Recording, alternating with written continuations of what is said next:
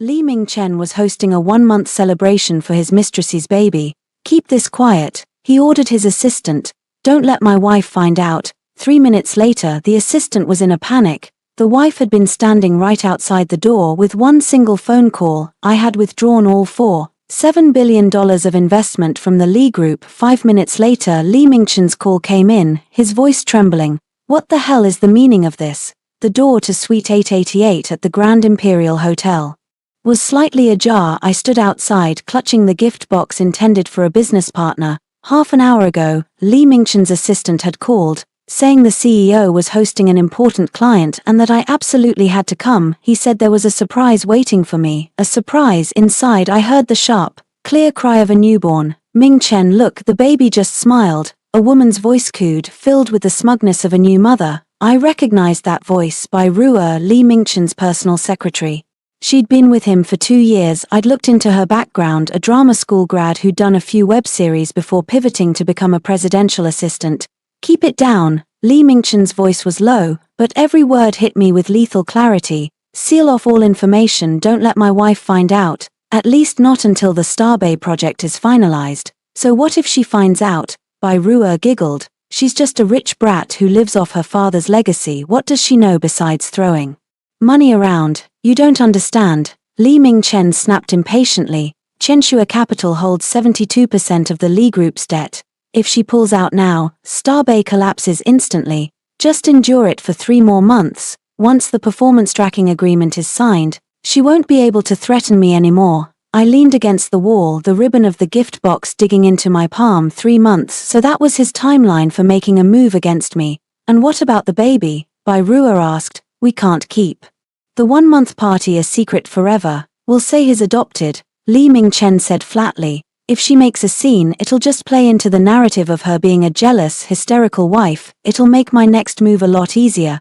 My next move. I savored those words, hearing footsteps at the end of the corridor. I slipped quickly into the fire escape. It was Li Mingchen's assistant, carrying a cake toward Suite 888. I pulled out my phone and dialed Chen Mo, the chief investment officer at Chenshua Capital.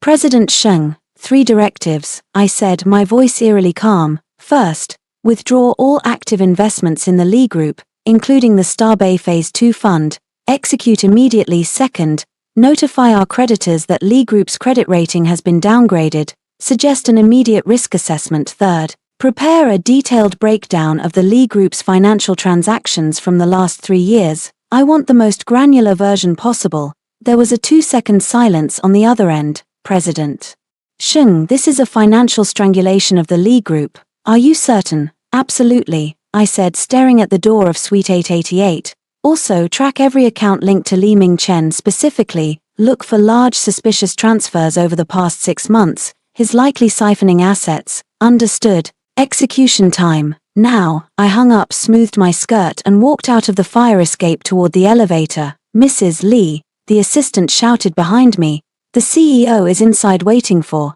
"Tell him," I said, pressing the elevator button and looking back at his pale face. "I'm heading back to the office to handle an emergency and," I added, "I recorded that entire conversation. Tell him to start working on his explanation." As the elevator doors slid shut, I saw the cake slip from the assistant's hands and smash onto the floor. The cream splattered like a pale, dying flower. My phone vibrated in my pocket. "Li Ming-chen." I declined. It rang again. Declined. On the 3rd attempt I picked up. "Chenshua, where are you?" His voice was forced and sickly sweet.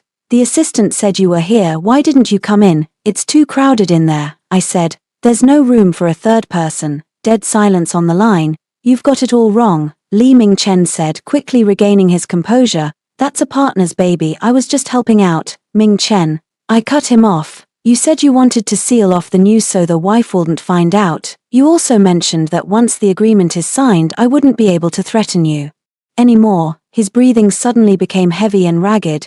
"Chenshua, let me explain." "Explain what?" "How you used my father's seed money to build your empire, how you expanded using my capital operations, or how you planned to kick me to the curb in 3 months. The elevator hit the ground floor. I stepped out of the hotel, the night wind hitting my face. "Oh, by the way," I said, "I forgot to tell you, Chenshua Capital just pulled all funding from the Li Group. That's $4.7 billion. It needs to be in our account by 9:00 am tomorrow. You'd better figure out what you're going to tell your board of directors. Sheng Qianxue, his voice finally cracked, screaming, "Are you insane? Bday will die. Then let it die." I climbed into my car. "Li Mingchen, you forgot one thing. I built your empire and now, I'm going to tear it down." I hung up and looked at my driver. To the office. In the rearview mirror, the neon lights of the Grand Imperial Hotel flickered. I remembered that 5 years ago this was where we got engaged. That day, Li Mingchen had dropped to one knee and promised I'd be a princess for the rest of my life.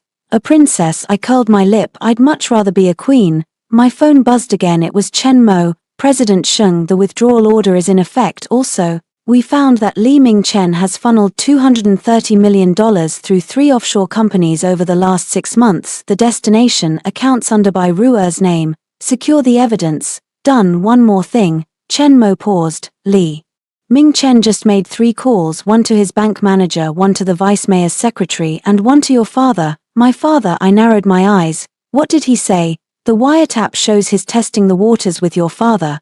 He's asking whose side the Sheng family would take in the event of a divorce." I gripped my phone. My father, Sheng Jiongwo, was an old-school tycoon who valued reputation above all else. He had always seen Li Mingchen as a rare business prodigy, even when I had dropped hints about his behavior. My father told me to be more tolerant. "Book me the earliest flight for tomorrow," I said. "I'm going back to the family estate." "Understood. And regarding Li Mingchen, let him spiral," I said, watching the streetlights blur past. "The more chaotic, the better." The car stopped in front of the Qianxue Capitol building. I looked up at the glowing lights of the top floor. That was my kingdom. Every light burned for me. A news notification popped up on my phone. Li Group Real Estate suspected of liquidity crisis. Stock plummets 15% after hours.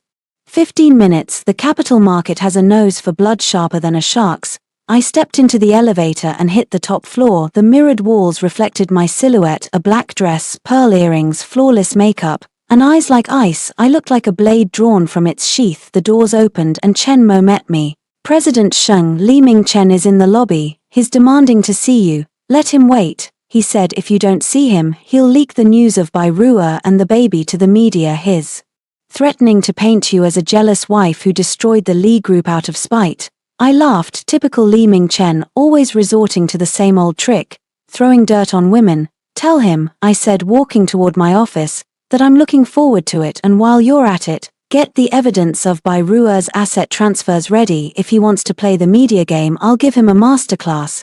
The office door clicked shut behind me. I walked to the floor-to-ceiling window. The city of A City stretched out below me. The Li Group headquarters stood directly across the way, ablaze with light. That place used to be my second home. Now it was a battlefield. My phone lit up with a message from my father. "Qianxue, Mingchen said you two are having a spat. Married couples should talk things through. Don't lose your temper." I stared at the screen for a long time before replying. "Dad, I'm coming home tomorrow. We have something serious to discuss about Li Mingchen, about the Sheng family, and about who the real boss is." Send power off. Outside, a plane streaked across the night sky. I remembered 7 years ago, the first time I brought Li Mingchen to meet my father. He wore a suit that didn't fit right, his palms were sweating with nerves, but he was trying so hard to act composed. Back then I thought it was sincerity. Now I knew it was just a mask for his greed. There was a knock on the door. Chen Mo poked his head in. "President Sheng, Li Mingchen left. He left a message for you." "Go on," he said. "You'll regret this. If Bday dies, you'll be the one losing the most." I turned to look at him. "Chen Mo, how long have you worked for me?" 5 years. "Then you should know that I never invested in the Li Group for the money." Chen Mo blinked, stunned. "I invested to make him believe he was actually talented," I said, picking up my coffee. "A person is most vulnerable not when they fail, but when they realize their success was an illusion." Li Mingchen's nightmare has only just begun. Across the street, the lights in the Li building flickered and dimmed. Maybe it was just the late shift workers going home, or maybe it was an omen. I set down my coffee and opened my laptop. On the screen was the detailed file on the Bday project, a $30 billion investment, the city's largest redevelopment project in a decade. It was Li Mingchen's magnum opus, his crown. It was also his noose. I clicked on an encrypted file titled Authentic Financial Assessment of Li Group Real Estate. I'd had this prepared 3 months ago out of professional habit. I didn't realize back then it would become my primary weapon. The data was staggering. To drive growth, Li Mingchen had borrowed aggressively. His actual debt ratio was over 90%. Once Bday hit a standstill, the chain reaction would take down the entire group within 72 hours, and he thought a performance agreement would keep me trapped on his sinking ship. How naive. My phone buzzed with a flurry of messages. At the top was one from Bday. Sheng, can we talk? I raised an eyebrow. Now this was interesting, I replied. About what? The reply came instantly. About how to ruin Li Mingchen. He lied to me just like he lied to you. We have a common enemy. I stared at the screen, a slow smile spreading across my face. The real show was about to start. 8:00 a.m. The Qianxue Capital boardroom. I sat at the head of the long table. Before me were 3 documents: the Li Group's debt list, the Bday capital flowchart, and Li Mingchen's call logs from the last 6 months. Chen Mo led the team in. Every face showed the exhaustion of an all-nighter, but their eyes were bright with adrenaline. The moment of a hostile takeover is the most exhilarating time for a financier. President Sheng, Li Group's stock hit the limit down as soon as the market opened, Chen Mo said, sliding a tablet toward me. 3 partner banks have frozen their credit lines, suppliers are already demanding cash on delivery, and Li Mingchen's reaction, he called an emergency board meeting at 3:00 a.m. to try and stabilize the situation. Chen Mo said after a pause, he proposed a plan, claiming he's willing to pledge his personal assets to regain the board's support. Personal assets? I let out a sharp, mocking laugh. What personal assets does he even have? The villa is marital property, the cars are company-owned, and the cash in his accounts. I tapped the file sent by Bday. Most of it is right here. The screen displayed a series of bank transfers. Li Mingchen had funneled $230 million through 3 offshore companies into accounts controlled by Bday, masked as consulting fees and project dividends. This is a textbook case of siphoning marital assets, the legal director said, adjusting his glasses. We can sue to recover the funds and argue for him to receive little to no assets in the divorce settlement. No rush, I said, closing the laptop. Let him perform first. Just as the words left my mouth, the boardroom door was slammed open. Li Mingchen burst in. His suit rumpled and his eyes shot through with blood. 2 security guards followed behind him, looking at me with sheepish expressions. President Sheng, we couldn't stop him, it's fine. I waved them off. Since President Li is here, he might as well take a seat. Li Mingchen didn't sit, he leaned over the table, looming over me. Qianxue, what the hell do you want? What do I want? I leaned back in my chair. I should be asking you that. Siphoning assets, keeping a mistress, and planning to kick me to the curb in 3 months. Li Mingchen, what exactly is your end game? His expression shifted for a split second before he regained his mask of calm. Those are all misunderstandings. Bday is a business partner, and the baby is adopted. I was going to discuss it with you after. Discuss it? I cut him off. I pulled a flash drive from my desk and plugged it into the computer. And was this up for discussion too? The projector flickered to life, showing a video of Li Mingchen in a private meeting with the vice mayor. He was negotiating for policy favors on the Bday project. The condition, dragging my father into the mess, reporting him as an interested party. You wanted to use my father as your human shield. I shut off the video. Li Mingchen, you've severely miscalculated. Cold sweat broke out on his forehead. He never expected me to have that footage. Qianxue, listen to me. His voice softened into a plea. This was all for the company, for us. Once Bday is a success, we'll be in the top 50 of the Huruan rich list.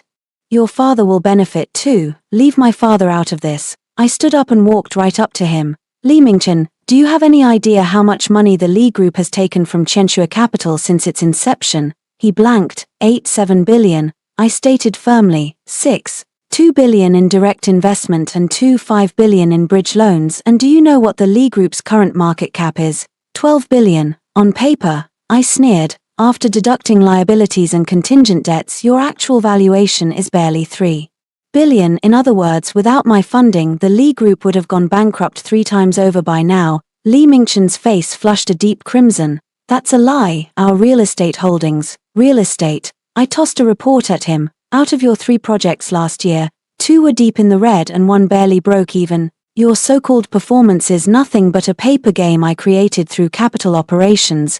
His hands trembled as he flipped through the report, his face draining of color. You really thought you were some business prodigy? I leaned in and whispered in his ear, No, you're just a phoenix man, a gold digger who rode his wife's coattails to the top. Without me, you are absolutely nothing. Sheng Qianxue, he roared, raising his hand to strike me. Chen Mo lunged forward and caught his wrist. Li Mingchen struggled for a moment before letting out a twisted, jagged laugh. Fine, if we're taking the gloves off, don't blame me for playing dirty. You think pulling your investment will kill me? Have you forgotten the performance tracking agreement for Bday? I hadn't. That agreement stated that if the project stalled due to investor-related reasons, Qianxue Capital would owe the Li Group $5 billion in liquidated damages. Are you quite sure, I said, returning to my seat, that it's an investor-related reason? Li Mingchen's smirk vanished. I've done my homework. I clicked on another file, the environmental impact report for Bday. You had it forged. The actual soil contamination is 10 times over the legal limit. If this goes public, the project will be shut down instantly. Tell me, whose reason is that? He went deathly pale. Furthermore, I continued, I have records of every transaction with the vice mayor, the amounts, the dates, the locations. Li Mingchen, you want to play hardball with me? You're out of your league. The boardroom fell into a suffocating silence. Li Mingchen slumped into a chair, looking as if the life had been sucked out of him. He looked at me, his gaze shifting from rage to terror and finally to a grotesque kind of pleading. Qianxue, he reached out, trying to grab my hand. We've been married for 5 years. Do you really have the heart to? The heart to what? I pulled my hand away. The heart to watch you lose everything.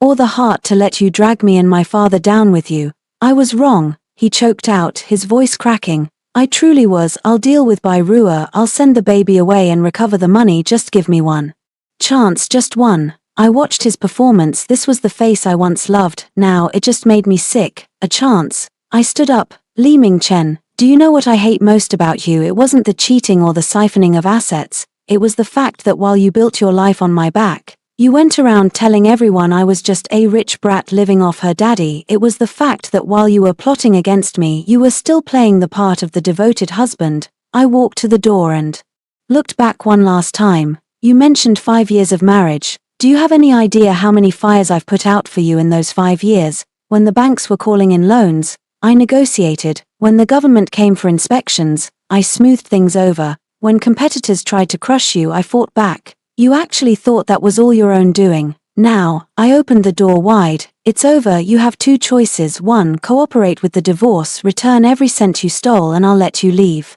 with some shred of dignity. 2, fight me and I will see you in prison, the Li Group in bankruptcy, and you with absolutely nothing. What's it going to be? Li Mingchen lowered his head, his shoulders shaking. After a long silence, he looked up, his eyes filled with pure venom. Sheng Qianxue, you'll regret this. You think you've won. Let me tell you, the partners behind Bday won't let you get away with this. The people backing them, they are people you can't afford to cross. Let them come. I stepped out of the room. Chen Mo, show him out. The door clicked shut behind me, followed by Li Mingchen's muffled roar. You'll regret this. You'll rot in hell for this. In the elevator, Chen Mo looked at me with concern. President Sheng, about the people backing them that he mentioned. Look into it, I said, hitting the button for the lobby. The Bday project partner is a Hong Kong firm called Grand Horizon Group. I want their full background, especially their private dealings with Li Mingchen. Also, I added, get the car ready. I'm going to see my father this afternoon. When the car pulled up to the Sheng estate, I saw my father's Mercedes already parked in the driveway. He was back sooner than I expected. Inside the living room, my father sat on the sofa with a pot of tea. He looked up, his expression unreadable. Qianxue, come sit. I sat down and got straight to the point. Dad, has Li Mingchen reached out to you? Yes, my father poured me a cup. He said you two were having a fight and that you were trying to destroy the Li Group. He asked me whose side the Sheng family would take if things ended in divorce. And what did you tell him? My father was silent for a long time. I told him that married couples have their squabbles. I told him to go home and wait for you to calm down before talking again. I gripped my teacup tight. Dad, what if I told you it wasn't a squabble? What if I told you Li Mingchen is actively trying to destroy me? My father's hand paused midair. I pushed the flash drive across the table. Everything is in here. The evidence of him siphoning assets, the forged environmental reports, the bribery logs, and a recording of him planning to kick me out in 3 months and leave me saddled with his debts. My father's face grew increasingly grim as he went through the files. He sat in silence for a long time after finishing. Dad, I said softly, 87% of the Li Group's capital comes from Chenshua Capital, it comes from me, yet Li Mingchen tells everyone I'm just a spoiled brat living off your name while he's a self-made man. Now he wants to divorce me, leave me with the Bday debts and expect the Sheng family to clean up his mess. You tell me. I looked him straight in the eye. Whose side should the Sheng family take? My father set down his teacup and let out a long, heavy sigh. Chenshua, how long have you known all this? I started the investigation 3 months ago. Why didn't you tell me sooner? Because I wanted to see. I gave a bitter smile. How far he would go, and I wanted to see if you would believe me. My father reached out and took my hand. His grip was warm and strong, just like when I was a child. Silly girl, he said. You're my daughter. If I don't believe you, who else would I believe? My eyes suddenly stung with heat. It was the answer I hadn't dared to hope for. As for Li Mingchen, my father's voice turned cold as ice. I'll handle him. I clearly lacked judgment when he first asked for my investment. Now it's time for the final settlement. Dad. But Chenshua, he looked at me sternly. Be sure of this, once we start this war there is no going back. A cornered dog like Li Mingchen will do anything to survive. I know. Are you afraid? I smiled. Afraid, Dad? I've been waiting for this day for 5 years. My father paused, then a smile touched his lips. He patted my shoulder. Good, that's my daughter. Go on then. Do what you have to do. The Sheng family will always have your back. I stepped out of the estate into the blinding sunlight and took a deep breath. My phone buzzed. It was Bai Ruer. Sheng, have you made up your mind? Let's meet, I said. Send me the address. It was time to see what the mistress really wanted. Bai Ruer chose a discreet, high-end Japanese tea house in the city center. When I slid the door open, she was already there. She wasn't draped in luxury as I expected. She wore no makeup and was dressed in a simple white t-shirt and jeans, looking more like a college student than a trophy mistress. President Sheng. She stood up and gave a slight bow. I sat down and scrutinized her. Let's skip the small talk. How exactly do we cooperate? She didn't beat around the bush. Li Mingchen lied to me. He promised he'd divorce you and marry me. But now that the baby is here, he's started siphoning assets and preparing to kick me and the child to the curb. So you want revenge? I want survival. She pushed a manila envelope toward me. Inside is Li Mingchen's private agreement with the Grand Horizon Group. They plan to rig the performance tracking contract to leave you with a massive debt, and then what? And then they'll stage an accident. You'll die unexpectedly, and the debt will be wiped clean. Li Mingchen would collect the insurance, play the part of the grieving widower to gain sympathy, and keep his empire running. My hand froze. Staged accident. Li Mingchen, you really are a monster. And do you have proof? The agreement was verbal, but I recorded everything, Bai Ruer said, producing her phone. And one more thing, the actual controller of Grand Horizon Group isn't some Hong Kong tycoon, She leaned in and whispered a name. My pupils contracted. Vice Mayor Zhao, the man in charge of urban construction in A City, and Li Mingchen's benefactor. They're using the Bday project to wash money. Bai Ruer continued. Li Mingchen handles the land acquisition and the cooked books, while Grand Horizon moves the funds offshore. If you sign that performance tracking agreement, you're the designated fall guy. I took the phone and listened to the recording. Li Mingchen's voice was unmistakable, casually discussing the details of an accident with someone from Grand Horizon, brake failure, a fall from a height, or perhaps a timely heart attack. Why help me? I asked, eyeing her. I told you survival, she said with a bitter laugh. If Li Mingchen is willing to kill you, what chance do I have? I'm giving you this in exchange for protection for me and my child. I don't even want the money anymore. I just want out of A City to start over. I looked at her, young, beautiful, once convinced that clinging to a high branch would let her soar. Now she realized the branch was held by a raptor waiting to tear her apart. Deal, I said, pocketing the phone. But you have to do one more thing for me. What? Keep playing the part with Li Mingchen. Whatever he asks, you do it, but record every single conversation, especially the parts concerning their accident. Bai Ruer turned pale. You want me to be a double agent? You can choose not to, I said, standing up. But then this evidence wouldn't be enough to earn my trust. She bit her lip and nodded. Fine, I'll do it. Leaving the tea house, I immediately called Chen Mo. Dig into Grand Horizon, find the real connections to the power players. Also get the best legal team to tear that Bday agreement apart. I want every single loophole flagged. President Sheng. Chen Mo's voice was hesitant.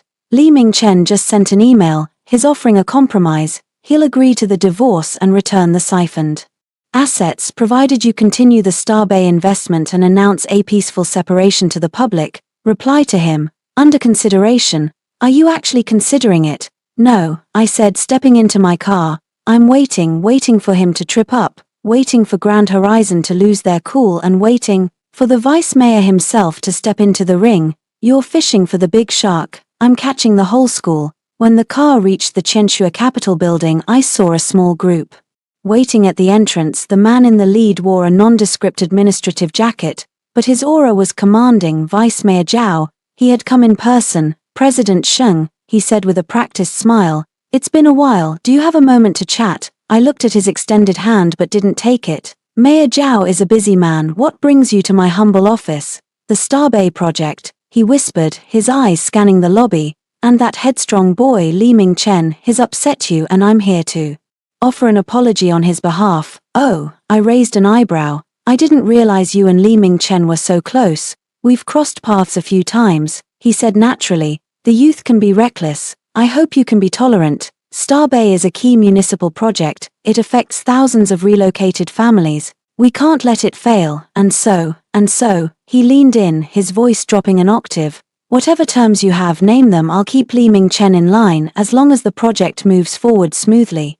Everyone benefits. I looked at him and smiled. Mayor Zhao, when you say everyone, do you mean the public or just yourself? His smile faltered. I've done some digging, I said, pulling a document from my bag.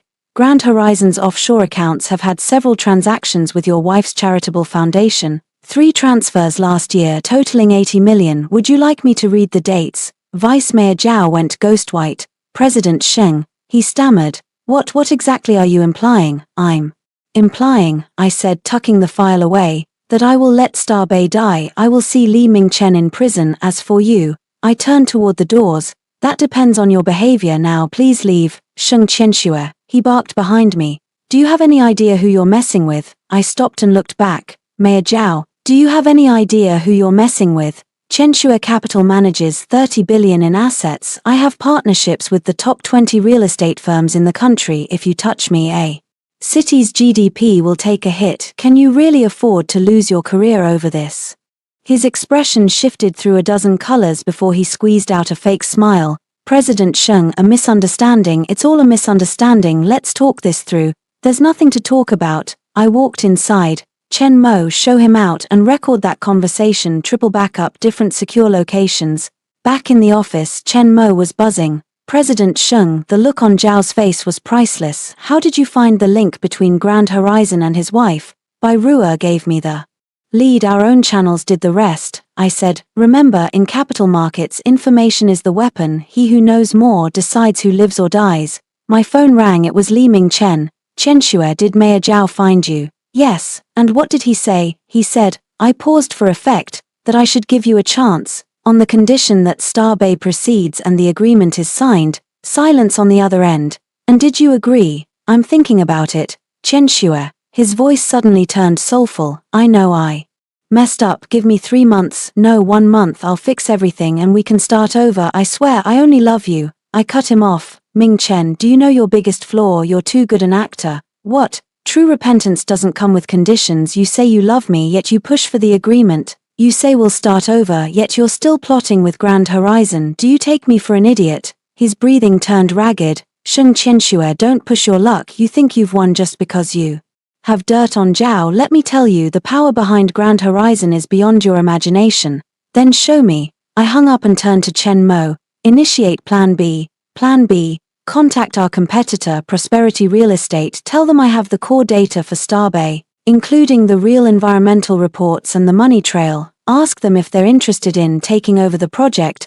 Chen Mo's eyes lit up. You're using a borrowed knife to kill him. No, I smiled. I'm letting Li Mingchen know what it feels like to be abandoned by everyone. In the VIP ward of a private hospital, I dressed in a nurse's uniform and pushed a medicine cart inside. Bai Rua was in bed, clutching the baby. Her eyes flickered with recognition before she resumed her act. Nurse, the baby has a fever. Can you check? Of course. I whispered, pretending to check the infant. The temperature was normal. She was just playing along. There was another orderly in the room, a guard Li Mingchen had sent to watch her. I felt his gaze burning into my back. I said loudly. The baby needs a detailed examination. I must ask the orderly to step out for a moment. The guard hesitated, but Byrua frowned. What, I don't even have privacy now? Out. Once the door closed, I whispered, "Did Grand Horizon contact you?" She paled. "How did you know? What did they want?" "They wanted me to sabotage the performance agreement." Her voice shook. "Li Ming-chen said if you sign, he'll give me 50 million and send me and the child abroad. And did you agree?" I pretended to. She grabbed my hand. "Shung, I don't want to die. I know too many secrets. They won't let me go easily. You have to help me." I pulled a manila envelope from the bottom of the cart. New identity, passport, plane tickets, and a card with 2 million. "Tonight at 10 p.m. a car will be at the back entrance of the hospital. It goes straight to the airport." She was stunned. You had this already." "I never go into battle unprepared." I lowered my mask. "But I need one last favor. Anything. Give me every record of the transactions between Li Ming-chen and Grand Horizon, recordings, videos, bank stubs. In exchange, I guarantee your safety." She bit her lip and pulled a flash drive from under her pillow. "It's all here, including their detailed plan for their accident." I took the drive and asked, "Did you ever love him?" She laughed bitterly. "Love him, Shung? I'm a drama grad, acting is my profession. He thought I was a canary, but I was after the money from day one. I just didn't expect him to be more ruthless than me. And the baby is innocent," she said softly, looking down. "I'll raise him to be nothing like his father." I nodded. 10 p.m. Don't be late." Leaving the ward, I felt the guard's suspicious gaze, but I walked past him with clinical calm. My phone buzzed. "Li Ming-chen, where are you?" "Office." Byrua's ward had a strange visitor. My man said a nurse looked suspicious. "You didn't send anyone, did you?" "Why would I?" I countered. "Didn't you say she was just a partner?" He stammered for a second before changing the subject. "Chenshua, the Starbay agreement. Zhao is pressing hard. We can't delay anymore." "I'm reviewing the terms," I said. "Some parts need adjusting. The definitions for liability are too vague," and I paused on purpose. "What happens if the project stalls due to force majeure?" "Force majeure?" he asked sharply. "Like what?" I lowered my voice. "The forged environmental reports being leaked or the project head being investigated for criminal activity." The line went dead silent. "Chenshua," his voice turned cold as steel. "What exactly are you saying?" "I'm saying I know the reports are faked. I know about your deal with Zhao. I'm giving you 24 hours, I said. "Confess everything and cooperate with the investigation, and I might consider a plea deal for you otherwise." "Otherwise what?" "Otherwise," I said as the elevator doors opened, "tomorrow morning every media outlet in A City gets the real reports and the recordings of you and Zhao. Guess who goes down first?" "Shung Chenshua," he roared. "You wouldn't dare." "You'll find out tomorrow." Back at the office, Chen Mo met me. Prosperity Real Estate responded. "They want Starbay and are willing to pay a premium, provided we hand over Li Group's full financial records." "Tell them yes, but on one condition, which is, once the acquisition is complete, Li Ming-chen is out, no compensation, no severance. I want him to leave with absolutely nothing." Chen Mo sucked in a breath. "He'll never accept that. He won't have a choice." I walked into my office. "Also, contact old Jew at the Economic Crimes Division. Tell him I have a lead on a case involving over $1 billion. It's time to call the police." "No," I said, leaning back into my chair. "I want Li Ming-chen to understand that he's not just facing a business rival, he's up against the machinery of the state. I want him to never sleep soundly again." Outside, night fell over the city across the street. The lights in Li Ming-chen's office were still burning. He was surely on the phone, begging for favors, scrambling for a way out. But he had no idea that every call he made, every person he met, was under my surveillance. My phone rang. It was my father. "Chenshua, Vice Mayor Zhao has been taken in for questioning by the Commission for Discipline Inspection." I raised an eyebrow. That was fast. Someone filed a real name report with ironclad evidence. Also, my father paused. "Li Ming-chen is desperately trying to borrow money. Word is he's willing to pledge all his shares in the Li Group to anyone who will save him." "Is anyone biting?" "Not a soul." My father laughed. "Once the news of your withdrawal broke, no one would touch the Li Group with a 10-foot pole. Chenshua, this move of yours, it's ruthless." "Dad," I said, "this is just the beginning. The thing Li Ming-chen values most isn't money, it's his ego. I'm going to make him beg me on his knees." I hung up and opened the flash drive Byrua had given me. The contents were more explosive than I'd imagined. Recordings of Li Ming-chen's secret meetings with Grand Horizon discussing how to dispose of me, his transactions with Zhao totaling 500 million, and even a catalogue of his affairs with other women. Bai Ruo wasn't the only one. I sent a copy to Chen Mo. Organize this into a timeline, the more granular the better, President Sheng. Chen Mo's voice trembled after reviewing the files. If this goes public, Li Mingchen is finished. We won't go public yet, I said. I'm going to use this to negotiate one final deal. What deal? I'm going to make him hand over the Li Group to me with his own two hands. Late at night I sat alone in my office, the city lights glittered outside, each one a story. I remembered 5 years ago when Li Mingchen first introduced me to his friends. He'd held my shoulder and said proudly, "This is my wife Sheng Qianxue, she's my lucky star." Back then I thought that was love, now I knew I was just an asset to flaunt, a ladder for his climb. My phone buzzed, a text from Li Mingchen. "Qianxue, we need to talk, I'm downstairs at your place." I looked out the window and saw his car parked by the curb. He was leaning against the door, smoking, his silhouette looking profoundly solitary under the street lamp. Once I would have felt for him, now it just felt pathetic. I replied, "Come up for the last time." When the doorbell rang, I opened it to find a broken man. Li Mingchen's eyes were bloodshot, his face unshaven. He looked like he'd aged 10 years overnight. "Qianxue," he rasped, "I surrender, name your terms, just leave me a way out." "A way out?" I poured him a glass of water. "Do you know what your biggest problem is, Ming Chen?" He looked up at me blankly. "You always assume everyone else is an idiot." I sat across from him. "You think I didn't know you were on the phone with Grand Horizon in your car before coming up? You think I didn't notice the recording pen in your pocket?" His face drained of color. "Hand over the recorder." I held out my hand. "And then we talk business." He froze. After a long silence he placed the pen on the table. "And your phone," I added. "Power it off and remove the battery." He complied, looking hollowed out. "Now," I produced a document. "This is the equity transfer agreement for the Li Group. You will transfer your 51% stake to me for the price of $1. Sign this, and I'll ensure you don't go to prison. I'll even give you $5 million for living expenses." $1. He lunged forward. "Sheng Qianxue, are you insane? The Li Group is valued at 12 billion. On paper," I sneered. "In reality, after liabilities and fines, you're sitting on -3 billion. I'm not robbing you, Li Mingchen, I'm bailing you out." He slumped back into his chair. You're swallowing the whole company." "No," I said, "I'm making it vanish. You will announce bankruptcy and liquidation in your name, and you will leave A City as a failed entrepreneur with your 5 million never to return. That's not fair." "Fair?" I stood up. "Was it fair when you siphoned our marital assets? Was it fair when you planned an accident to kill me? You want to talk to me about fairness?" He was speechless. "You have two choices," I said. "1, sign, take the money and leave with your freedom. 2, don't sign and wait for the economic police to knock on your door tomorrow morning. You'll go to prison, the company will go bust, and you'll have nothing. I'll give you 10 minutes. I walked into the bedroom and closed the door. Through the crack, I saw him burying his head in his hands, his shoulders shaking. Was he crying, or was it just another performance? 10 minutes later I walked back out. He looked up, his eyes shot through with red. "I'll sign, but on one condition." "Speak." "Let me see Bai Ruo and the baby one last time. I know you're sending her away, let me say goodbye." I looked at him and suddenly realized something.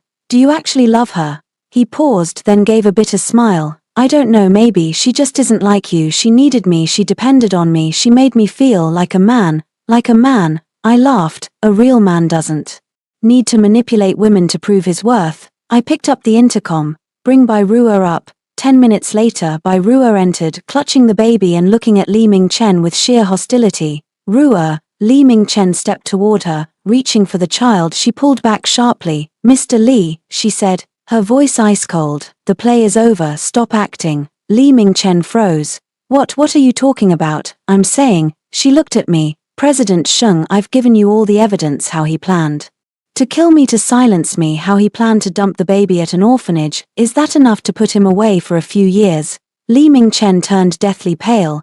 You betrayed me. You betrayed everyone first," Bai Ruo said, turning toward the door.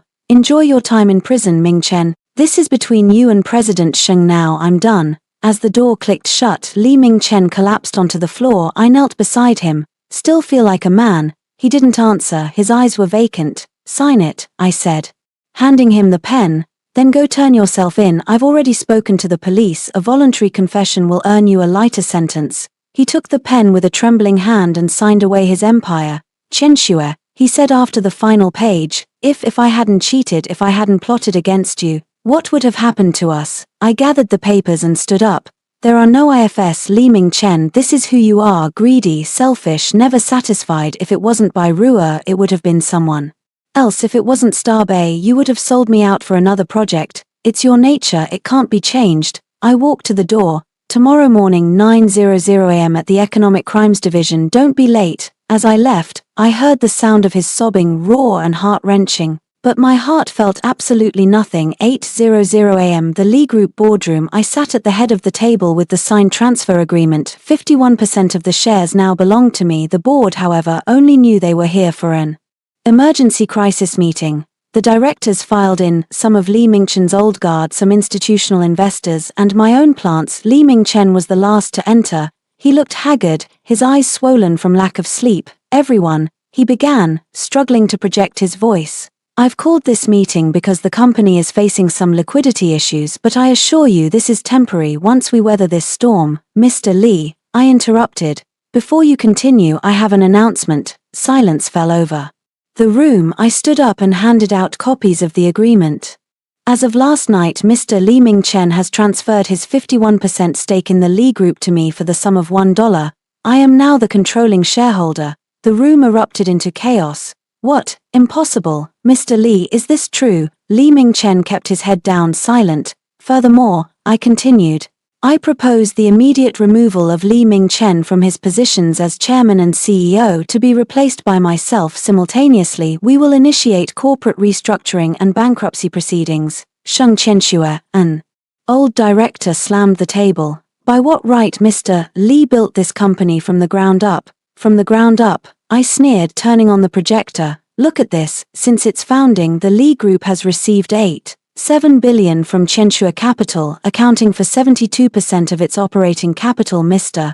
Li's own funds amounted to a mere 20 million provided by the Sheng family. In other words, I looked around the room. The Li Group never belonged to Li Mingchen. It was built with my money. Now, I'm simply taking back what's mine. The room went deathly still. What about the brand? An investor asked. It's gone, I said without mercy. As of today, Li Real Estate officially exits the stage of history. Li Mingchen suddenly stood up. I object. You have no right to object. I looked him in the eye. You are now a minority shareholder with less than 5%, and I pulled out another document.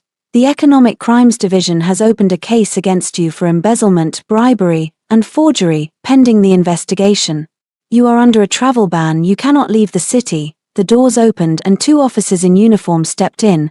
Mr. Li Mingchen, please come with us. He looked at them, then at me, and began to laugh, a desperate, crazed sound. Sheng Chenxue, you think you've won? Grand Horizon won't let you get away with this. The people behind them, you can't touch them. I'll be waiting, I said as I walked out of the Li building. Reporters swarmed. President Sheng, is it true the Li Group is bankrupt? What do you have to say about Li Mingchen's arrest? I stopped and faced the cameras. First, the Li Group is undergoing a proactive restructuring. Second, Mr. Li is under investigation, and I trust the law will provide a just verdict. Third, I paused. To all women out there, never pin your life on someone else. Even if they promise you the world, true security is something only you can give yourself. Back in the car, I called the police. Officer Ju, this is Sheng Chenxue. I have new leads on the Li case involving Grand Horizon and a certain city official. Yes, it's vital. I'm coming over now. I looked out the window. Li Mingchen had fallen. But the game wasn't over. Grand Horizon and the shadows behind them, they were the real opponents. Officer Ju, I said as I entered the station later that day. Li Mingchen confessed to some things, but he's staying silent on Grand Horizon. What do you have for me? I handed him the drive. Here are the records of the money laundering between Grand Horizon and the Li Group. And Vice Mayor Zhao is just the tip of the iceberg. The tip of the iceberg? Ju asked, his eyes narrowing. The real power behind Grand Horizon, I lowered my voice to a whisper, is a relative of a high-ranking provincial official. They're using the Bday project for more than just money laundering. We're talking kickbacks, political favors, and illicit campaign funding. Officer Ju's expression turned grim. President Sheng, do you have proof for these allegations? I have leads, but it requires the full weight of the law to dig deeper. I looked him in the eye. Ju, I know this case is massive, you're going to hit some serious walls, but if you have the courage to investigate, I will provide every resource I have. If you don't, I'll investigate. He cut me off. As long as the evidence is solid, I don't care who's involved, I'm in. I smiled and extended my hand. A pleasure doing business with you. Leaving the Economic Crimes Division, night had fully claimed the city. The urban lights flickered like 1,000 watchful eyes. My phone rang. It was my father. Chen Xue, check the news. I turned on the tablet. The financial channel was broadcasting. Li Group Real Estate officially declares bankruptcy and restructuring. Former chairman Li Ming-chen under investigation for multiple felonies. The anchor's voice was stern, set against footage of me walking out of the Li building earlier that day. Sheng Chenxue, founder of Chenxue Capital and ex-wife of Li Ming-chen, has stepped in at the 11th hour to seize control and steady the ship. Steady the ship, I gave a bitter smile. I was just cleaning up a mess I had helped create. If I hadn't fallen for Li Ming-chen, hadn't used my resources to build him up, we wouldn't be here. But there are no ifs in life. I could only finish the path I started. The phone rang again, an unknown number. I picked up, met by a low, gravelly male voice. Congratulations, President Sheng. Li Ming-chen is down and you've become the most powerful woman in a city. Who is this? Who I am doesn't matter, he said. What matters is that you've crossed people you shouldn't have. The Grand Horizon matter ends here, or else. Or else what? Or else, he chuckled softly, your father's Sheng Group might run into some difficulties, and as for yourself, watch out for cars, watch out for fires, watch out for accidents. Click, the line went dead. I stood by the curb, a chill running down my spine, a threat, blatant and cold, but I wasn't some damsel to be frightened. Off, I dialed Chen Mo, double my security, 24-hour protection, also, trace that number and get me a complete dossier on Grand Horizon. I want to know every single one of their weaknesses. President Sheng, I'm going to strike back, I said. They think a threat will stop me, how naive. I'm going to make Grand Horizon and the people behind them pay for every word. 3 days later, Chenxue Capital Strategy Room, a massive relationship map covered the wall. Grand Horizon was at the center, with lines branching out to politicians, banks, offshore accounts, and underground banks, a sprawling spiderweb. President Sheng, Chen Mo pointed to one branch. Grand Horizon's main artery is a company called Far East Trading. On the surface it's import-export, in reality it's a laundering platform.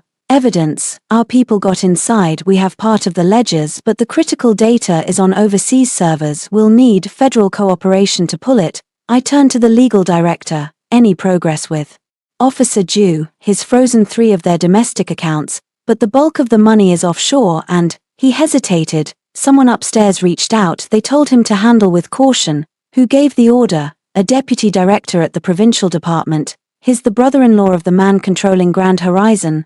I narrowed my eyes, the rot went deeper than I thought. Then bypassed the provincial level. I said, go straight to the ministry. I have an old classmate at the National Bureau. I'll make the call. Also, I looked at Chen Mo.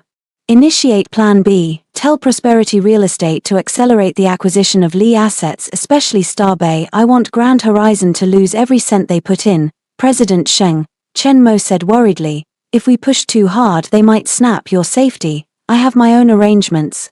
I stood up and walked to the window. Chen Mo, do you know the highest form of warfare in the capital markets? What is it? To win without fighting. I turned around. I'm going to make the people at Grand Horizon come to me and beg, and to do that, I dialed a number. Manager Li, this is Sheng Chenxue regarding that loan to Grand Horizon. Yes, the 3 billion due next week. I think it's time for a serious risk reassessment. I hung up. Grand Horizon has 3 billion in debt maturing next week. Whether the bank renews it or calls it in depends entirely on Manager Li, and he owes me a very big favor. That afternoon I met the CEO of Grand Horizon at a golf course, a man in his 50s from Hong Kong named Hu Jiandong. He looked refined but his eyes were like a viper's. President Sheng, he said, gripping my hand a little too tight. Young and talented, I'm impressed. Mr. Hu, you're too kind. I pulled my hand back. Take a seat. We walked along the green pretending to talk shop. President Sheng, Hu got straight to the point. How about we call it a day on the Li Ming-chen matter? He's learned his lesson and you've had your revenge. Let's both take a step back and look out for each other in A City. A step back. I swung the club, sending the ball flying. Mr. Hu, your people threatened me with accidents. Is that your version of taking a step back? Hu's face shifted. Those were just some low-level idiots, I've dealt with them. Good, I walked toward the next hole. Then let's talk business. How much did you sink into Bday? 5 billion. Do you want it back? He stopped in his tracks. What are you getting at? I'm saying, I looked at him, once Prosperity Real Estate takes over, Bday will be re-tendered. If Grand Horizon cooperates with the investigation and hands over all evidence of illegal activity, I can guarantee your investment will be returned in full. Cooperate? Hua sneered. You're asking me to turn myself in. I'm giving you a lifeline. I stepped closer. The ministry is watching now. How long do you think your little local network can protect you? Instead of waiting for the end, why not switch sides? Give me the evidence on the man behind the curtain and I'll make sure you walk away clean otherwise. I leaned in, my voice a low threat. That 3 billion loan due next week, it will be called in immediately. I will pull every string I have until Grand Horizon cannot move an inch in this country. Hua's face turned several shades of grey. You're threatening me. No, I smiled. I'm saving you. You're a smart man, Hua. You know which way the wind is blowing. That night, I returned to the office. Chen Mo was waiting. President Sheng Hua Jiandong called. He wants to talk also. Also what? Li Ming Chen is asking to see you from the detention center. He says he has critical information regarding a big player in Grand Horizon. I raised an eyebrow. Tell him I'll be there tomorrow morning. The next day in the visitor's room, Li Ming Chen looked unrecognizable, shaved head, orange vest, haggard beyond belief. Chen Xue. He looked at me with hollow eyes. You came, make it quick, I said. My time is valuable. The man behind Grand Horizon, he whispered, is the executive vice governor, a man named Wang. Bday is actually a laundering tool for his mistress's money. That mistress is Bai Rua. I froze. Bai Rua, yes. Li Ming Chen gave a hollow laugh. She was never a drama student. She was Wang's canary for 3 years. He sent her to watch me and monitor the project. The baby, it's Wang's. My mind raced. Bai Rua, the seemingly fragile mistress, was actually a mole. When did you find out? I only just pieced it together. He looked down. She approached me, got the evidence, handed it to you. It was all Wang's plan. He used you to eliminate me so he could seize the Bday profits for himself. Why tell me this? Li Ming Chen looked up, his eyes full of regret. Because I'm angry. I was used as a pawn and now I'm being silenced. I know I wronged you, but I don't want to see you fall into their trap either. Wang's next move, he continued, is your father. The Sheng Group has land he wants. He'll use the same tactic, partner up, frame him, then swallow the company whole.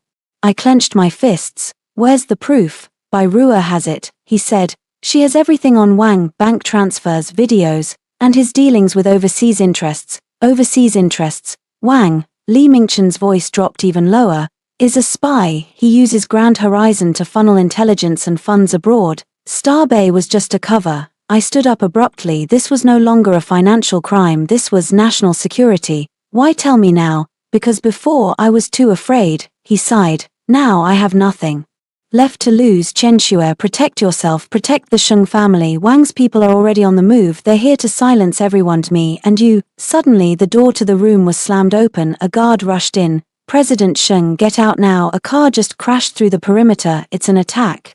Before he could finish, a deafening explosion rocked the building. Li Ming Chen lunged forward, shielding me as a piece of the ceiling crashed down where I had been standing. Go, he shouted, pushing me toward the rear exit. Get out through the back, run. I scrambled up, gave him one last look and sprinted for the door. Behind me I heard gunfire and screams. I burst out of the facility and dove into the waiting car. Drive, go. As we sped away, I looked back. Chaos reigned at the entrance. A black SUV had smashed through the wall and gunmen were trading fire with the police. President Sheng, the driver, a bodyguard from Chen Mo, asked, "Are you okay?" "I'm fine," I panted. "Call Officer Ju, tell him Vice Governor Wang is a foreign agent. Report it to National Security immediately, and find Bai Rua, keep her alive, she's the key witness." My hands were shaking. This had escalated from a boardroom battle into a life-and-death struggle for the country. My phone rang. It was Bai Rua. "Sheng, something's wrong. Wang's people found me. I'm at..." The call was cut off by a heavy thud, followed by dead silence. "Bai Rua," I screamed into the phone, but there was no reply. I closed my eyes and took a deep breath.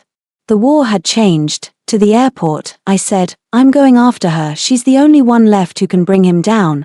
"Go." I snapped my eyes open, my gaze like ice. "That's an order." The car pulled a U-turn, tires screeching as we headed for the airport. Outside, the night was as thick as ink, but I knew that the darkness right before dawn is always the heaviest. If you can push through it, you'll find the light. When my private jet touched down in Southeast Asia, it was 3:00 a.m. local time. Ignoring the jet lag, I headed straight for the last known signal from Bairua, a coastal resort.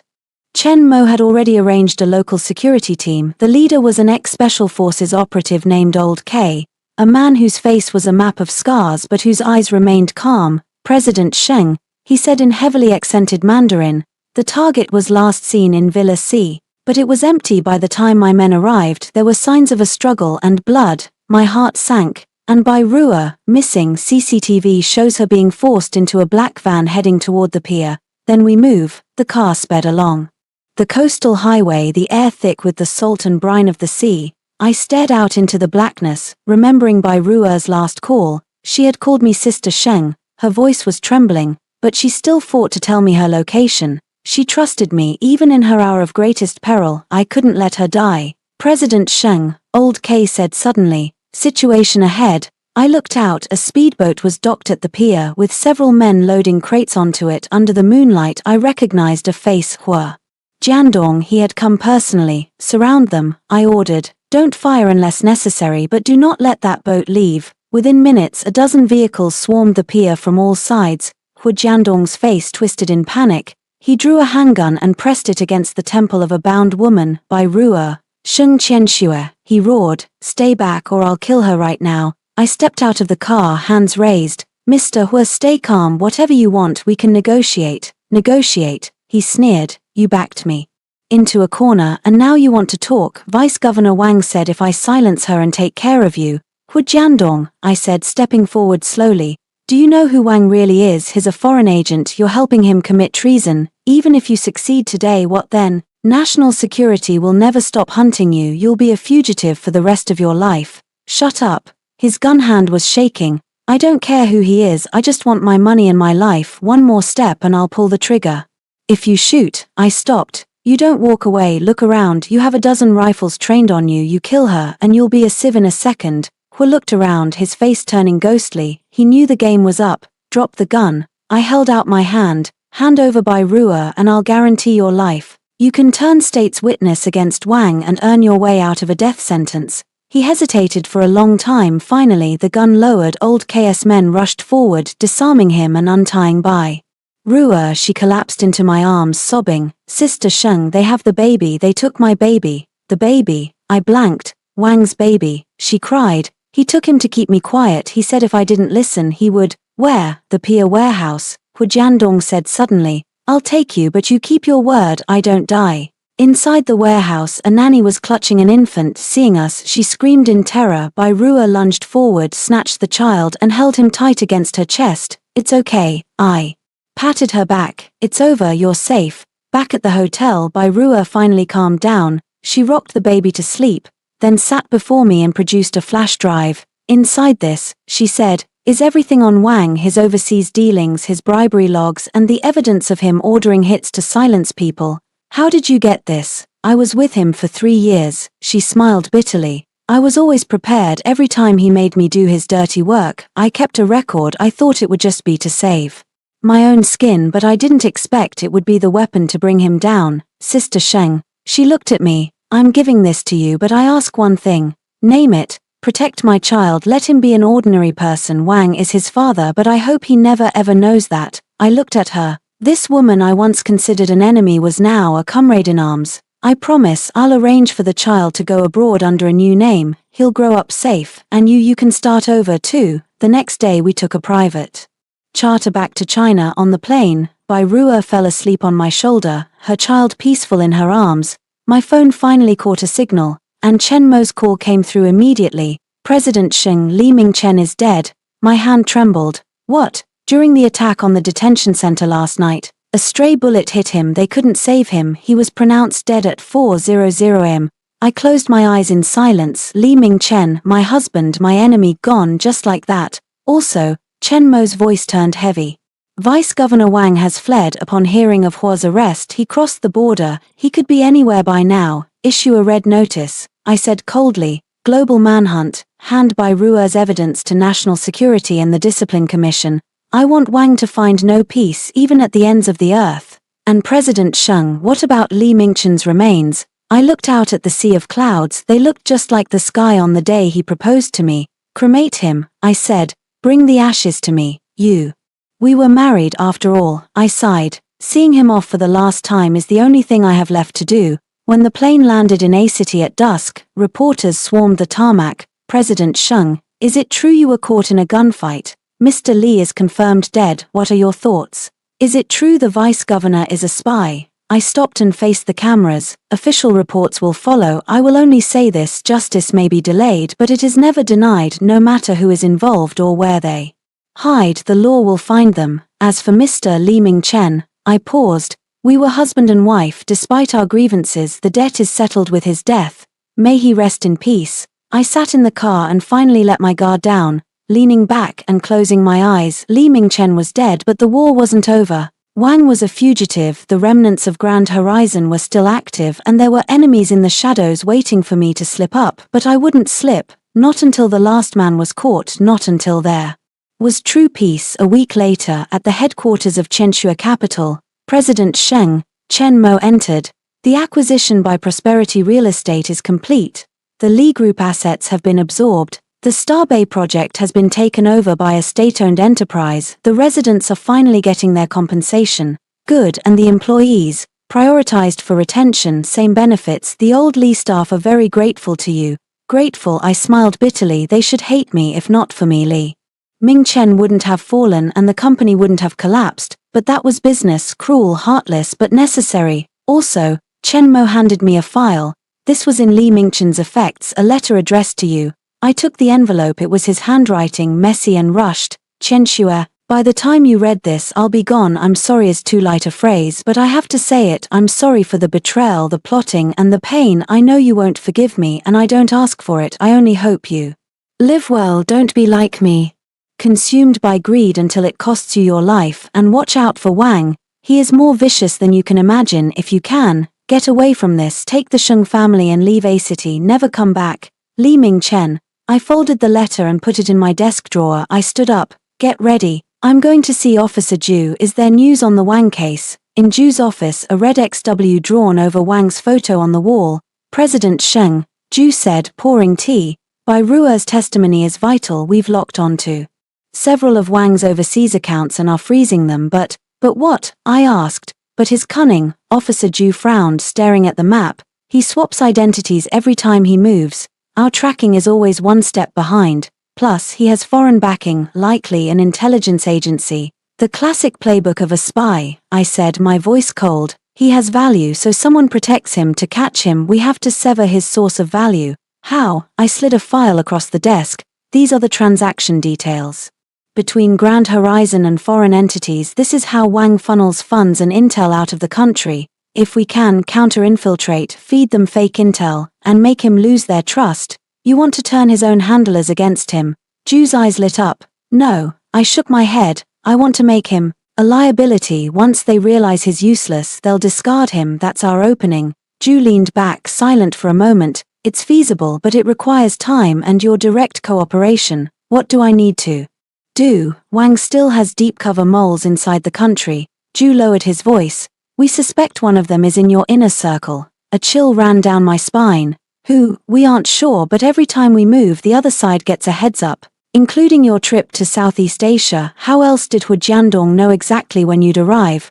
My mind raced. Only a handful of people knew that itinerary. Chen Mo, Old K, and investigate everyone. I said, my voice like iron. Start with the people I trust most. Back at the office I locked myself in. Who leaked the intel? Chen Mo had been with me for 5 years. Old K was external but had an ironclad reputation, a secretary, a driver, or Bai Rue. No, not her. If she wanted me dead, she wouldn't have come back with me. My phone rang. Bai Rue, Sister Sheng. Can you come up? I have something to show you. In the safe house, she handed me her phone, a message from an international number. It was Wang. Withdraw the evidence and I'll give the child a fortune and a safe passage out. Otherwise I will find a way to reach you, even in China. How do we reply? She asked, her voice trembling as she clutched the sleeping infant. We play along, I whispered. Tell him you'll do it, but demand a down payment to prove his sincerity. We need to use this channel to trace his location and find his domestic mole. An hour later, Chen Mo sent me a report. The account Wang used to offer the down payment belonged to Zhong Lei, our deputy financial director. Take him into custody, I ordered. Quietly, don't alert the others. In the interrogation room, Zhong Lei looked like a ghost of the man I knew. They took my parents, President Sheng Wang's people. I had no choice. Was Li Mingchen's death your doing? I asked. He nodded slowly. Wang was terrified Li would turn state's witness. The attack on the detention center was a distraction. A professional hitman was embedded in the chaos. He shot Li at point-blank range. Who was the shooter? One of Hu Jiandong's men, but Hu didn't even know. He thought it was just a rescue mission. He had no idea it was an assassination. I closed my eyes. Li Mingchen, you died for a secret you didn't even fully understand. What is Wang's endgame? His coming back, Zhong Lei whispered, his eyes wide with terror, but not to surrender, to get revenge. He blames you for everything. He wants to destroy the Sheng family. He's waiting for the one moment you let your guard down. When, next week, your father's birthday banquet, he knows the whole family will be there. I immediately cancelled the banquet and sent my parents to a safe house. Then, I leaked a story. Sheng Qianxue hospitalized due to nervous breakdown following ex-husband's death. 3 days later, in a private VIP ward, I lay in bed with the curtains drawn to the world. I was a broken widow. In reality, the room was a kill box filled with cameras and armed guards. In the dead of night, the door creaked open, a shadow slipped in, leveling a suppressed pistol at the bed. Wang sends his regards, the shadow whispered. He pulled the trigger, but there was only a dull click, the firing pin hitting a dummy round I had swapped into his magazine earlier. The lights flared on, a dozen red laser dots appeared on his chest. Drop it. I sat up, holding my own weapon. We wrestled him to the ground and ripped off his mask, a stranger but with the eyes of a killer. Where is Wang? I demanded. The assassin sneered. You'll never find him. He's already at your father's place. You thought cancelling the banquet made them safe. No, he just changed the plan. He went straight to the ancestral estate. My heart stopped. It was a diversion. The car roared through the night toward the Sheng estate. I burst through the front door, gun drawn. In the living room, my father sat on the sofa. Standing before him was a man in a tailored suit, refined, scholarly, and utterly deadly. Vice Governor Wang, Qianxue. He smiled as if we were at a dinner party. You're faster than I expected. Let him go. I leveled my gun at his head. Don't be reckless, he said, holding up a small remote.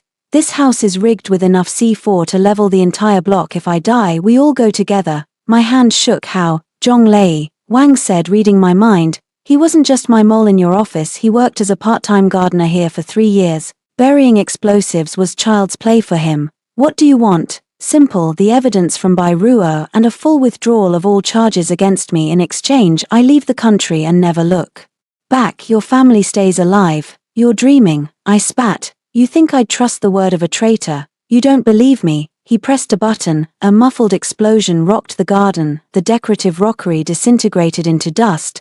That was a warning. Next time it's the foundation. My father stood up, his face etched with defiance. Qianxue, don't listen to him. I'm an old man. My life is worth nothing compared to letting this traitor go. Dad, I screamed. Shut up. I took a deep breath and looked straight at Vice Governor Wang. Fine, I accept. I'll give you the evidence and the charges will be dropped. But you have to defuse the explosives first. No, he said, shaking his head. Once the evidence is in my hands and I've safely crossed the border, I'll tell you the disarm code. And how do I know you won't go back on your word? You don't have a choice, he replied with a smirk. Sheng Qianxue, you've been winning for so long, but in the end, you still lose. You have one fatal flaw. You care too much about your family. He was right. That was my weakness and my bottom line. Fine, I said, lowering my gun. I'll have someone bring the evidence, but you let my father leave first. He's old. He can't handle this kind of shock. Vice Governor Wang thought it over for a moment and nodded. Fair enough, but you stay here as my hostage. My father refused to go, so I had to force my bodyguards to practically carry him out. Soon it was just me and Vice Governor Wang in the living room. A smart choice, he noted. Now make the call. I dialed Bai Ruo's number. Bring the flash drive over. Yes, now come alone. After hanging up, I looked at him. Why did you do all this? You had power, money, everything. Why become a spy? He froze for a second, then gave a bitter laugh. You think I wanted this 20 years ago while I was studying abroad? They targeted me, they took photos, recorded videos. Since then I've been their puppet, wanting out. The only way out is in a body bag. So you dragged everyone else down with you, Li Mingchen, Hu Jiandong and all those innocent people. I had no choice, he snapped, suddenly agitated. If I didn't do it, I'd die. By doing it, at least I got to live. Sheng Qianxue, you haven't experienced that kind of despair. You have no right to judge me. Looking at him, I suddenly felt a wave of pity. A man controlled by fear, no matter how high his office, is nothing more than a marionette. The doorbell rang. Bai Ruo had arrived. She walked in, and her face went pale when she saw him. What are you doing here, Ruo? His voice turned uncharacteristically tender. It's been a long time. Is the child okay? Don't call me Ruo. She took a step back. You monster, you used me, you controlled me, and now you want to kill me to silence me. I don't, he said, reaching out a hand. I'm here to take you away. Come abroad with me. We'll start over. The three of us, a family. Enough. Bai Ruo pulled something from her pocket. It wasn't a flash drive, it was a gun. Wang Zhongwo, go to hell. She pulled the trigger, but the gun jammed. Vice Governor Wang's expression turned instantly hideous. He raised the remote. You bitch, then we all die together. No. I lunged toward him, but I was too late. He pressed the button. But there was no explosion. Instead, blinding searchlights flared outside the window and a megaphone blared. Wang Zhongwo, you are surrounded. Surrender immediately. He stood there stunned, looking from the remote to me. It's fake, I said, standing up. The explosives are duds. We flipped Zhonglei a long time ago. He planted fakes just to draw you out. Impossible. Totally possible, Captain Zhu said, storming in with his team. Wang Zhongwo, you're under arrest for espionage, corruption, and first-degree murder. He slumped onto the floor, his face ashen. He looked at me, then at Bai Ruo, and suddenly started laughing. Fine, Sheng Qianxue, you're good. I lost, and I admit it. As they led him away, he passed me and whispered, but don't celebrate too early. My organization overseas won't let this go. You'll never know a moment's peace for the rest of your life. I'll be waiting, I replied. They send one, I'll catch one. They send two, I'll take the pair. He faltered, then burst into a loud, frantic laugh that echoed through the night, mad and desperate. My father rushed in and hugged me. Qianxue, are you okay? You scared me to death. I'm fine, Dad, I said, patting his back. It's over, it's finally all over. Bai Ruo stood to the side, clutching her child and sobbing. I walked over and took her hand. Thank you, you almost threw your life away for me just now. I owed you, she said. Now we're even. No, I shook my head. I owe you. We wouldn't have caught him without you. From now on I'll take care of you and the baby. I keep my word. She looked at me and suddenly smiled. Sheng, you know what? I used to envy you for your wealth and power. Now I envy you even more because you have true courage. I gave a wry smile. Courage? No, I just had nowhere left to run. Outside, the first light of dawn touched the horizon. The long night was finally over. Vice Governor Wang was behind bars. Hongyuan Group was dismantled. And Li Mingchen's death was finally avenged, but inside I felt hollow. In this war, I had won everything, yet I had lost everything. 2-3 months later, at the A-City Intermediate People's Court, the case against Vice Governor Wang was open to the public, and I attended as a witness. Bai Ruo was there too, sitting in a corner of the gallery with her child. In court, the prosecutor listed the crimes one by one: 230 million in bribes, 127 counts of leaking classified intel overseas, 3 orchestrated murders, each one more chilling than the last. Wang Zhongwo sat in his prison uniform, his hair turned white, looking 20 years older. He stopped defending himself, only occasionally glancing toward Bai Ruo and the child with a complex look in his eyes. Defendant Wang Zhongwo, the judge announced, is hereby sentenced to death with permanent deprivation of political rights and confiscation of all personal assets. An uproar went through the gallery. Bai Ruo lowered her head, her shoulders shaking. I couldn't tell if she was crying or laughing. As I walked out of the courtroom, reporters swarmed me. President Sheng, are you satisfied with the verdict? President Sheng, are you worried about the overseas retaliation mentioned by the vice governor? There are rumors you're running for the CPPCC. Is that true? I handled them one by one before sliding into my car. To the cemetery, I told the driver, I want to see Li Mingchen. His grave was on the outskirts of the city, nestled between the mountains and the water. I had chosen the spot myself. The feng shui was supposedly excellent. The tombstone bore his name, his dates, and a small line of text, founder of the Li Group. I set down the flowers and sat. Ming Chen, I said softly, Wang Zhongwo got the death penalty. You've been avenged. The wind blew, rustling the leaves like a response. Sometimes I wonder, I continued, what would have happened if you hadn't cheated, hadn't tried to scheme against me. Maybe we would have had children, we would have grown old together, the power couple everyone envied. But I also know, I smiled bitterly, that was never possible. You are who you are, greedy and never satisfied. Even without Byrua, there would have been someone else. Even without Starry Bay, you would have sold me out for some other project. So, I don't hate you anymore. Hating someone is too exhausting. I just feel a sense of regret that we ended up like this. I stood up and brushed the dust off my skirt. I'm going, I might not come by often anymore. Take care of yourself. As I turned to leave, I saw someone standing in the distance. It was Byrua, Sheng. She walked over. I came to see him too. After all, the child is his. I froze. The child is Li Mingchen's. She nodded. The vice governor was sterile. The baby is Li Mingchen's. I lied to him and I lied to you. I'm sorry. I looked at her and suddenly laughed. This plot twist was better than anything on TV. So, I said, Li Mingchen died never knowing he had a son. He didn't know. She looked down at the baby. I hope he never knows. His father was a complicated man, talented, ambitious, but also weak. I don't want the boy carrying that burden. What do you plan to do? Leave a city, go abroad, she said. Start over, you promised. I remember. I said, I'll arrange it, but on one condition. What? Let the child take the surname Sheng, I said, looking at her. He'll be my godson. I'll give him the best education, the best life, and I'll make sure he grows up to be an honorable man, not like his father and certainly not like Wang Zhongwo. She was stunned, her eyes welling up. Sheng, why? Because, I turned back toward the tombstone. I owe this to Li Mingchen and I owe it to myself. She was silent for a long time before finally nodding. Okay, but I want to watch him grow up even if it's from a distance. Deal, I said, reaching out my hand. We shook hands in front of Li Mingchen's grave, sealing our strange agreement. Back in the car, Chen Mo handed me a folder.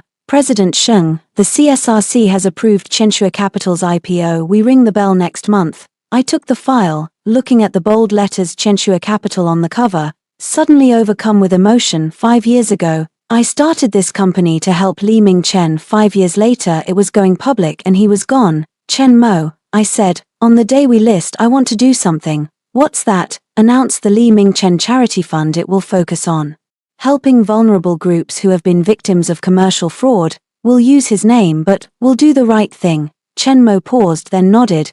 Great idea, President Sheng. Have you truly let go? I looked out the window at the city skyline, glittering in the sunlight. No, I said, but I'll carry all of this with me as I move forward, not for Li Mingchen but for myself. The car drove toward the offices of Chenshua Capital. A new journey was about to begin. On the day of the IPO, the exchange hall was packed. I wore a white suit and stood at the podium before the bell, with Chen Mo and my core team behind me. My father was in the audience, tears in his eyes. President Sheng, the host said, please, the floor is yours. I picked up the microphone and looked at the sea of faces. 5 years ago, I founded Chenshua Capital with one goal: to help someone with a dream achieve his business ideals. At the time, I believed that love and support would be met with loyalty and gratitude. The room went silent.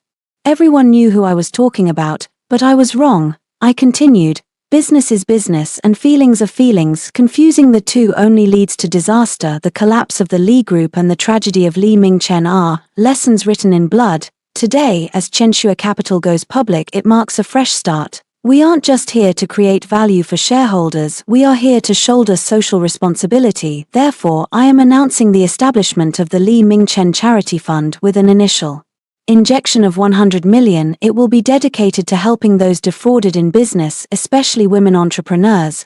The hall erupted in applause. Finally, I paused for a moment. To everyone going through their own dark times, do not give up. Even if you are betrayed, schemed against, or knocked down, stand back up. Your value is not defined by others. Your future belongs to you alone. Now, I raised the gavel. Let the trading begin. The bell rang and the numbers on the giant screen began to leap. The stock price surged and the cheers in the hall were deafening. I watched the flickering digits, feeling an uncanny sense of calm. This was only the beginning. The real battle starts after going public. That evening, the celebration gala was held at the Imperial Hotel, the exact same place where Li Mingchen had once hosted the 1-month celebration for Bairuo's child. Standing at the door of Suite 888, the memories of that day flooded back, same location but a completely different life. President Sheng, Chen Mo approached me. There's news, something happened at the Starry Bay project. What is it? They unearthed an ancient tomb on site. It's been identified as a Grade I national cultural relic. The project has to stop immediately. All the capital already invested might be a total loss. I arched an eyebrow. Starry Bay, Li Mingchen's ambitious masterpiece and Vice Governor Wang's money laundering tool, was now a heritage site. How did the state-owned enterprise respond? Emergency shutdown. They're calling for a re-evaluation. Word is they might change the zoning and turn the land into a museum park. I smiled. You couldn't write a twist like that if you tried. Notify Dingsheng Real Estate, I said. If they're willing, Qianxue Capital can take over the investment for the museum park. After all, that land holds too many of my memories. But President Sheng, that's a losing venture. I know, I replied. But sometimes losing money is more meaningful than making it. I drank heavily at the gala, not to celebrate the IPO but to celebrate liberation. Li Mingchen was dead, Vice Governor Wang was sentenced, Starry Bay was halted, and Hongyuan Group was dismantled. All the old scores had been settled, but there was still one knot left in my heart. Bai Rua and the child had already moved abroad. I'd arranged for them to settle in a quiet town in New Zealand. The child's name had been changed to Sheng'en, signifying peace. She sent me photos regularly. The boy was adorable, with eyes just like Li Mingchen's and dimples when he smiled. Every time I saw them, I wondered if Li Mingchen were still alive. What would his face look like seeing this child? President Sheng, Chen Mo interrupted my thoughts. Someone is here to see you, claims to be Li Mingchen's lawyer. A lawyer? I frowned. Li Mingchen had been dead for 3 months. What could a lawyer possibly want? A middle-aged man in gold-rimmed glasses handed me a document. Ms. Sheng, I am the executor of Mr. Li Mingchen's will. 1 week before his passing, he amended it, naming you as his sole beneficiary. I was stunned. What? All assets under Mr. Li's name, including several hidden properties, stocks, and a trust fund totaling roughly 50 million, now belong to you also. The lawyer paused. He left a letter for me to deliver to you personally. My hand trembled as I took the envelope. Qianxue, by the time you read this, I'll likely be dead. I know you don't trust me, but this time there's no scheme. I'm leaving everything to you, not as an act of atonement, but as compensation for what I owe you, for what I destroyed, and for the future we should have had. There is one more thing. I buried an Easter egg beneath the Starry Bay project. If you're willing, go take a look. The password is the date we first met. Li Mingchen. I stared at the letter for a long time, speechless. President Sheng, the lawyer asked, will you accept these assets? I'll accept them, I said. Inject it all into the Li Mingchen charity fund. I'll pay back the debts he owes. I'll fix the damage he caused. And the letter, burn it, I said. The debt dies with the man. I don't want to owe him anything ever again. After the lawyer left, I sat alone in the suite, looking out at the city lights. What was the Easter egg? I didn't want to guess and I didn't want to dig. Let the past stay in the past. My phone buzzed with a video from Bai Rua. Sheng'en was learning to walk, wobbling around and babbling mama. I smiled and replied, adorable, take good care of him and yourself. She messaged back, Sheng, when will you come see us? I thought for a moment. Soon, once things are settled here. I'm going to New Zealand to stay for a while. Really, I'm tired. I want to rest. I turned off my phone and walked to the window. The city skyline was as brilliant as ever, but it didn't matter to me anymore. What I wanted wasn't an empire, it was peace, and peace was waiting for me far away. 3 months later, New Zealand, at the Auckland airport, Bai Rua was waiting for me, holding Sheng'en. The boy had grown so much. He smiled the moment he saw me, reaching out his little arms. Call her godmother. Bai Rua coached him. God ma, Sheng'en babbled. My heart melted instantly. I stayed with them for 2 weeks, playing with the baby, walking on the beach and watching the stars. It was a simple, luxurious life. But the peace didn't last. A call from Chen Mo shattered the silence. President Sheng, something's wrong. Vice Governor Wang has escaped. I bolted upright. What? There was a prison break during his transport. 3 guards were killed. Wang Zhongwo is missing. My blood ran cold. He escaped. That monster was out. What's the situation back home? A nationwide manhunt is underway. But there are no leads. President Sheng, be careful. You're likely his primary target for revenge. I looked out the window. Bai Rua was playing with Sheng'en in the yard, her laughter ringing out clearly. I understand, I said. Beef up the security here. I won't be coming back for a while. When I stepped out, Bai Rua saw my face.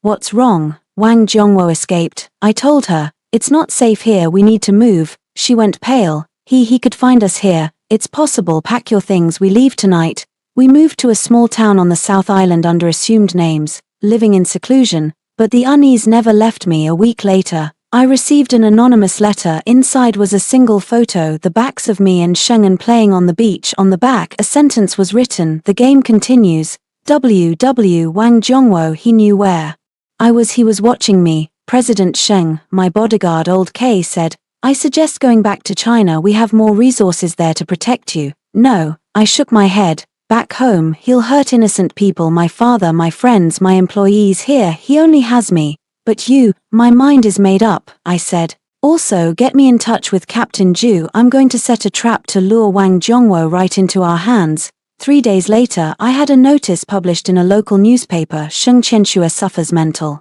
breakdown, admitted to psychiatric hospital for mandatory treatment. Simultaneously, I leaked a rumor that I possessed a master list of Wang Zhongwo's overseas organization and was preparing to hand it over to Interpol.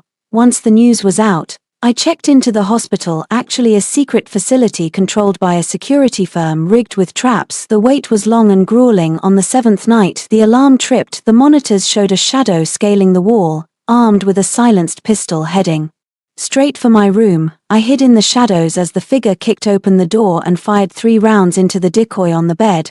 Vice Governor Wang, I said, flicking on the lights. Long time no see. He spun around aiming at me, but a second later, old KS men swarmed in from every corner, pinning him down. Sheng Qianxue, he snarled, struggling. You tricked me again. No, I walked over. You were just too arrogant. You thought I'd break, that I'd show weakness. Wang Zhongwo, you forgot I'm Sheng Qianxue.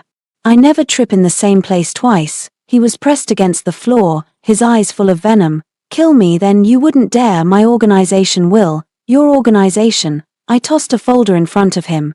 Dismantled. Interpol moved in last week and arrested 127 people, including your handlers. You aren't just an outcast now, you're the bottom of the barrel. He stared at the file, his face drained of color. Impossible, impossible. Maybe, I said, crouching down to look him in the eye. Wang Zhongwo.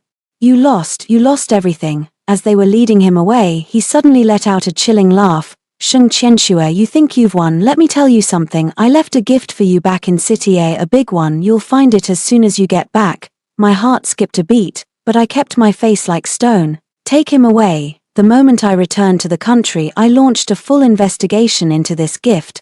But after scouring every possible channel, I found nothing out of the ordinary. It wasn't until a month later that an international courier arrived. The sender was Li Mingchen. My hands trembled as I opened it. Inside was a USB drive and a handwritten note. Qianxue, if you're receiving this, it means I'm dead and Wang Zhongwo is behind bars. This drive holds my final gift to you. It is also my very last calculation. Mingchen. I plugged it in. There was only one video file on the screen. Li Mingchen sat in his study. He looked gaunt and haggard, yet strangely at peace. Qianxue, first of all, I'm sorry. I know those words are far too light, but I have to say them. I'm sorry for betraying you, for hurting you, and for using you. This video is my insurance policy. If I die a violent or suspicious death, it means Wang Zhongwo made his move. This drive was programmed to be sent automatically. Inside, you'll find a list of every single one of Wang's domestic moles, including people inside the Sheng family. There's also an audio recording of Vice Governor Wang admitting that 20 years ago he orchestrated your mother's death. My fist clenched so hard my knuckles turned white. My mother, I thought she died of an illness. Your mother, Li Mingchen continued on screen, stumbled upon evidence of Wang's embezzlement and was preparing to blow the whistle. Wang struck first, staging a medical accident. Your father, he knew, but he chose silence because back then he couldn't afford to cross Wang Zhongwo. I knew all of this because Wang once used it to blackmail me into joining his side. I refused, but I never told you. I was afraid that if you knew the truth you'd collapse, afraid you'd hate your father, afraid you'd leave me. Now I'm giving the choice to you. You can take this to the police and get justice for your mother, but it will destroy your father, or you can wipe it all and let the secret stay buried forever. Whatever you choose, I respect it. This is what I owe you. It's the only thing I have left to give. The video cut to black. I sat there in my chair, chilled to the bone. My mother was Murdered, my father knew, Li Mingchen knew. How many more lies was this world built on? I picked up the phone and called my father. Dad, come to my office now alone. An hour later my father sat across from me. I played the video for him.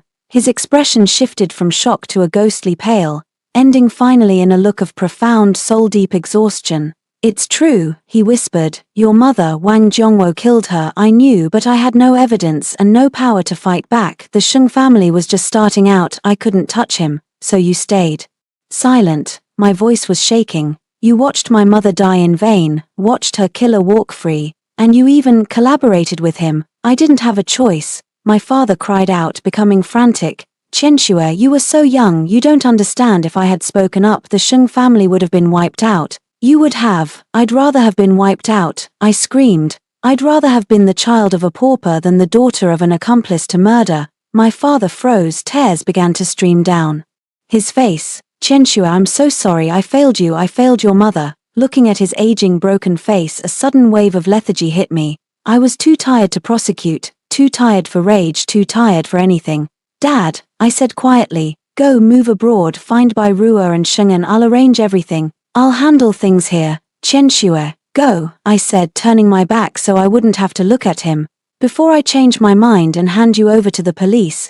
Trembling, he stood up and walked to the door. He paused, looking back at me. Qianxue, are you going to go public with the truth? I stared out the window at the glittering lights of City A. I don't know, I replied. Let me think. The door clicked shut. I sat alone in the darkness, a choice. Li Mingchen had left me a cruel one, justice or family, truth or peace. I grabbed the USB drive and squeezed it so hard the metal edges sliced into my palm. Blood dripped down, looking exactly like tears. 3 months later, at the National Convention Center, I sat on stage, facing hundreds of reporters and guests. Today was the official launch of the Li Mingchen Charitable Foundation, and the day I had decided to lay it all bare. My father had already left for New Zealand to be with Bai Ruo and Shengen. He had signed over all his shares in the Sheng Group in exchange for my forgiveness. I didn't know if that's what it was. Maybe I just didn't want to see his face anymore. Everyone, I said, picking up the microphone, I have several announcements today. First, the Li Mingchen Charitable Foundation is officially established with an initial fund of 100 million to help victims of corporate fraud. Secondly, I took a deep breath. I am going to reveal the truth behind a case from 20 years ago, the truth about the death of my mother, Mrs. Sheng.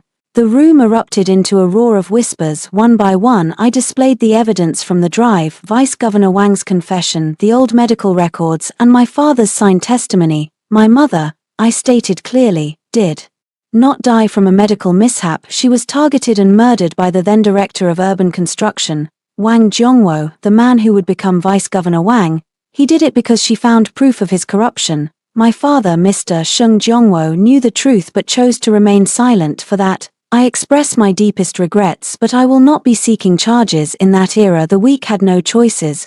But today, I raised my voice. We have a choice. I choose to make the truth public to get justice for my mother, and I choose to forgive my father, for he has spent the rest of his life trying to atone. The room fell silent, followed by a thunderous standing ovation. I knew that from this day forward, the Sheng family name would be dragged through a storm, but I no longer cared. I didn't want a perfect image. I wanted the truth. After the ceremony, Captain Zhu walked up to me.